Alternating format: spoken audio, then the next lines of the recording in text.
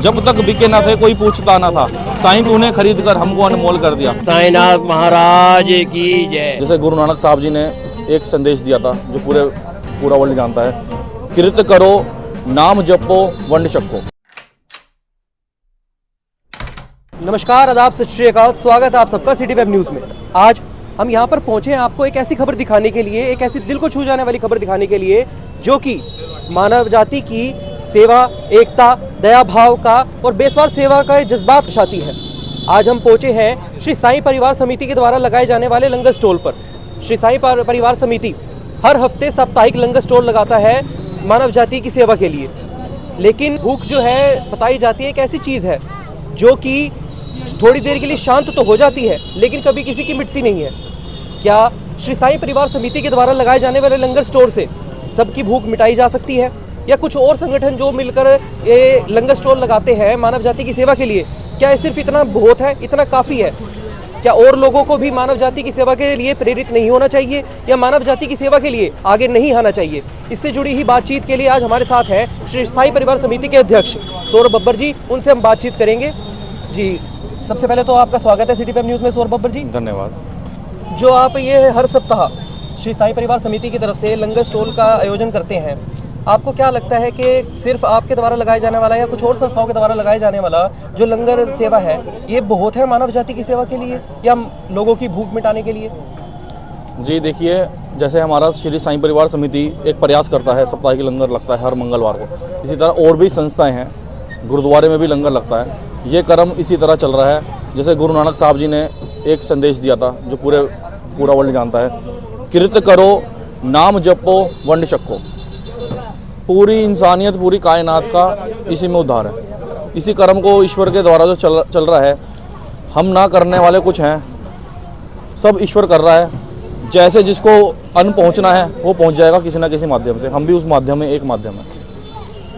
लेकिन जैसे कि आजकल के मानव जाति को देखा जाए, आजकल के युवाओं को देखा जाए, तो वो इन चीज़ों में इतना विश्वास नहीं रखते, अपने काम से काम रखते हैं, किसी की सेवा करने में इतना ध्यान नहीं देते। उनके लिए कोई संदेश देना चाहें आप? उनके लिए ये संदेश है कि जो मानव जाति का जो युवा पीढ़ी है हमारी, मानव जाति का जो कर्तव्य है वो भूले नहीं। सबसे पहले तो अपना ही जीवन सुधारें, नशों से दूर रहे। नशों से दूर रहेंगे तभी इस कर्म में, ईश्वर के कार्यक्रम में वो तभी हिस्सेदारी ले पाएंगे जब नशों से दूर रहेंगे। युवा पीढ़ी जो आप देख रहे हैं, आपके चैनल के माध्यम से संदेश देना चाहूँगा, युवा पीढ़ी इस चीज़ से दूर रहे, अपना जीवन बर्बाद होने से बचा ले। तभी सेवा हो पाएगी जब अपने आप को बचाएंगे। पहले साईं बाबा ने एक संदेश दिया था सबको कि सबका मालिक एक है, भेदभाव वगैरह में मत फंसो। लेकिन आजकल लोगों में भेदभाव की भावना ज़्यादा ही देखी जा रही है। जी जी, इसको लेकर आप कुछ कहेंगे? देखिए अभी आप देख रहे हैं हवा चल रही है, धूप आ रही है। अब जो धूप मिल रही है ये सबको मिल रही है। इसमें कोई हिंदू नहीं है, कोई मुसलमान नहीं है, कोई सिख नहीं है, कोई ईसाई नहीं है, कोई बौद्ध नहीं है, कोई जैन नहीं है, कोई जाति भाव का उसमें है नहीं। ये ईश्वर की देन है। हवा चल रही है, ईश्वर की देन है। पानी सबकी प्यास बुझाता है। तो हमें इस चीज़ को पहचानना ही पड़ेगा। जो लोग भेदभाव करते हैं अपने जीवन के लक्ष्य से पूरी तरीके से भटके हुए हैं। अगर अपने जीवन के लक्ष्य पे आना है, ईश्वर के सिद्धांत को समझना है, सबका मालिक एक का जो बाबा ने पैगाम दिया है उसे समझना ही पड़ेगा। लंगर सेवा तो आप लोग हर सप्ताह करते हैं, लेकिन आप और भी सामाजिक कार्यों में जुड़े रहते हैं, थोड़ा उनके ऊपर भी प्रकाश डालिए। देखिए, हम जो हैं, एक शेर है कि जब तक बिके ना थे कोई पूछता ना था, साईं तूने खरीद कर हमको अनमोल कर दिया। हमें जब साईं ने अपने चरणों में जोड़ लिया, हम उसके चरणों में जुड़कर बाबा के नाम से जो हम सेवा कर सकते हैं वो ईश्वर जानता है, बाबा जानते हैं, हमारी आत्मा जानती है। इसका कोई अंत नहीं है।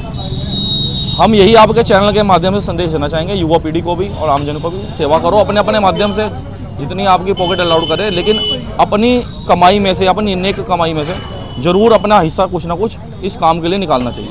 और टाइम से इस संस्था के साथ जुड़े हुए राजकुमार जी, आइए उनसे भी बातचीत करते हैं। साईनाथ महाराज की जय। आज के इस आनंद को देखते हुए परमानंद का आनंद तो यही है कि प्यासे को पानी और भूखे को अन्न मिल जाए, लेकिन इसके अलावा भी बहुत आवश्यकताएं हैं।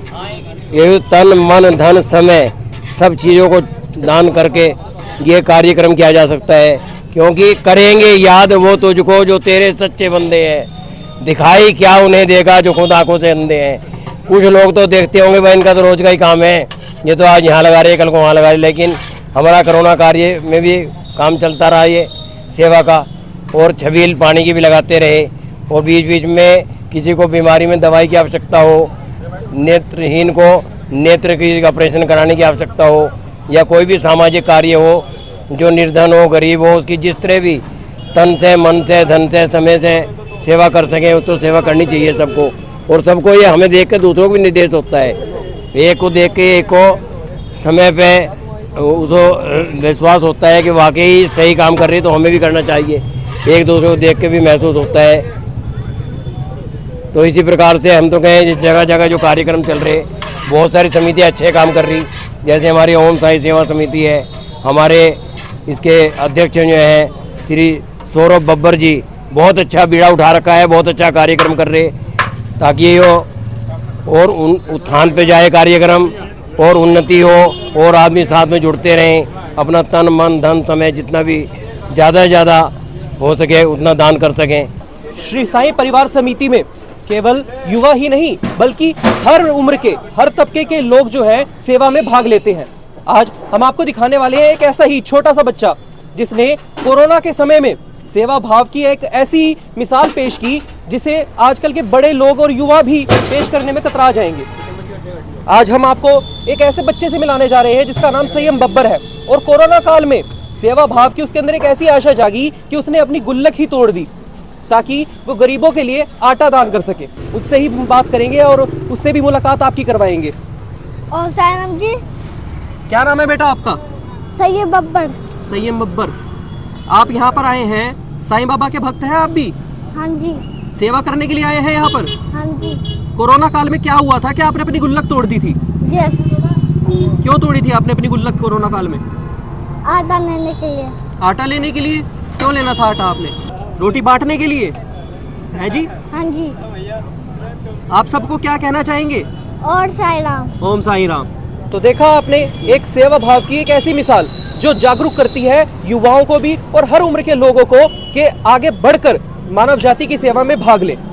साईं परिवार समिति केवल सेवा ही नहीं करती बल्कि और लोगों को भी जागरूक करती है कि वो सेवा, मानव जाति की सेवा में भाग ले, जिससे हर कोई विमुख होता जा रहा है। आज का एक जो समय चल रहा है, एक ऐसा समय चल रहा है जहाँ पे किसी को अपने अलावा किसी की परवाह ही नहीं है। अगर इस तरह से ही चलता रहा तो आने वाला समय बहुत ज्यादा खराब हो सकता है। लेकिन अगर हर कोई मानव जाति की सेवा का भाव अपने हृदय में रखेगा, हर कोई दूसरे के दर्द को अपना दर्द समझेगा, हर कोई अगर एक दूसरे के साथ देने की भावना को रखेगा, तो आने वाला समय, आने वाला भविष्य बेहतर हो सकता है। क्योंकि जब भी कोई व्यक्ति किसी दर्द में होगा, किसी मुसीबत में होगा, तो कोई ना कोई व्यक्ति उसके दर्द को समझकर उसकी मदद करने के लिए उसके आसपास खड़ा होगा। इसी सीख के साथ साईं परिवार समिति हर मंगलवार को सिर्फ लंगर सेवा ही नहीं करती बल्कि और भी सामाजिक कार्यों में संलग्न रहती है। आज की आपको यह वीडियो कैसी लगी, हमें अपनी राय कमेंट बॉक्स में जरूर बताइएगा। फिलहाल के लिए बस इतना ही। सहारनपुर से जुड़ी हर छोटी बड़ी खबर जानने के लिए बने रहे सिटी वेब न्यूज़ पर।